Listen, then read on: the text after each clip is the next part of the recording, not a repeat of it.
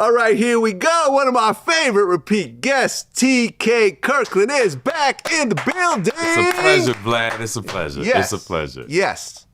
Lots to talk about today, but I'm going to break some news with you. Okay.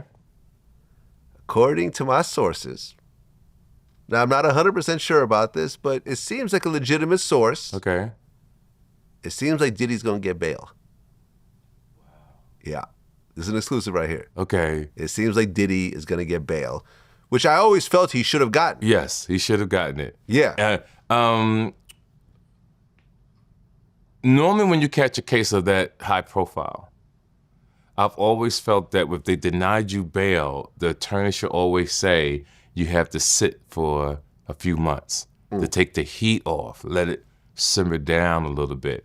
But they was going for bail with 3 times in 1 month. Yeah. Now, attorney that's doing a money grab will say we could do it because at the end of the day, you have to send that person a check.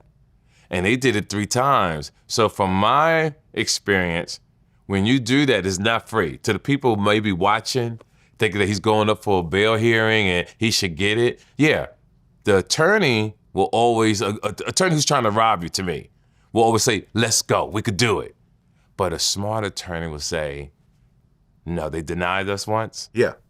We got to sit for a few months. Now, look, this happened a few months ago. If he gets bail, it's exactly what I was saying. Stay low key for a minute, chill, you'll get the bail. But everybody knows that when it does come to people of color, the situation and circumstances are different. And I've had to learn this myself over the years. You're paying your lawyer a lot of money. Mm-hmm. Listen to what your lawyer tells you. Absolutely. Because if you get advice from your lawyer and then turn around and say, no, I want to do this, the lawyer say, okay, I'll go with what you're telling me. So true. Because you're the boss and you're paying. But I've realized that most times, listen to your lawyer. Right. When you're dealing with high-end lawyers, they will give you their best advice. Absolutely. Because what happens when you have a high-profile attorney and ego? Yeah. See, ego gets you locked up. Right. Ego like, nah, because you were successful in real life. Oh, yeah, no, I'm sure that Diddy probably was like, his lawyers probably told him, let's just chill and, no, I need to get out right away. Yep. What am I paying you for? That's right. Do your job, Yep. Take this money. I feel the same way. Do what I'm telling you. Right, I feel the same way. He's trying to Diddy his way through the legal system. It's not working. It doesn't work that way in the real world. Give me an example. During COVID, they had the fake forms that you can travel.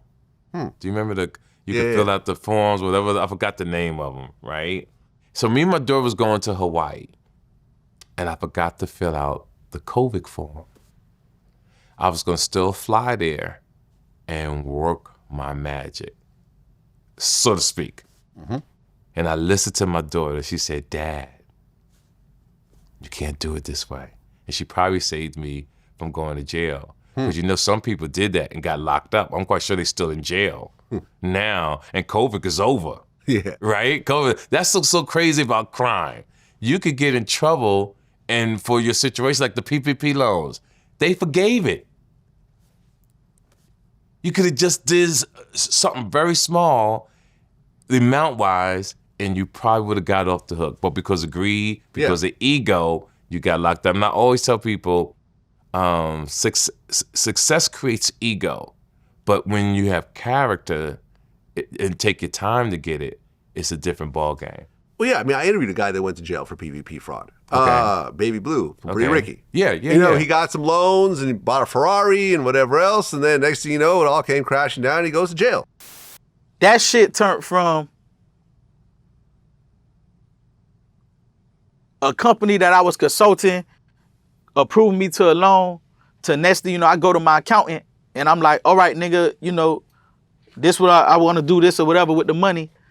And they like, yo, I see a big chunk right here, like 100,000 going, where did that go? I say, I paid these dudes for getting the loan. My accountant say, yo, that's illegal. I say, what?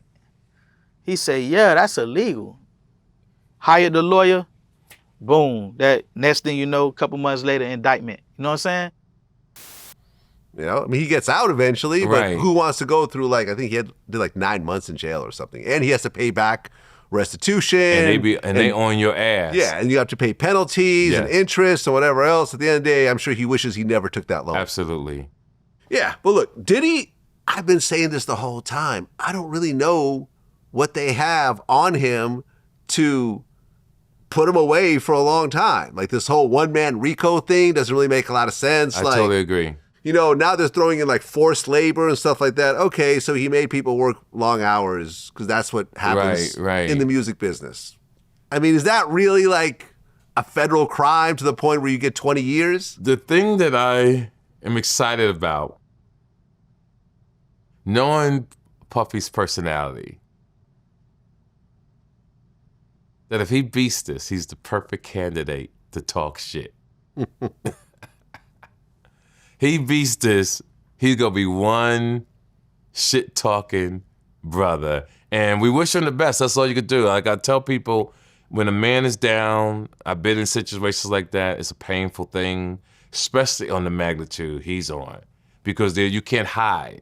Right? You can't hide. Some people can do crime and you can walk down the street and no one knows what you did. But when you high profile and you walk down the street and everybody know your past, everybody know what you've done or you've been accused of, it's an embarrassing situation. So Puff Daddy, we wish you the best and that's all we could do.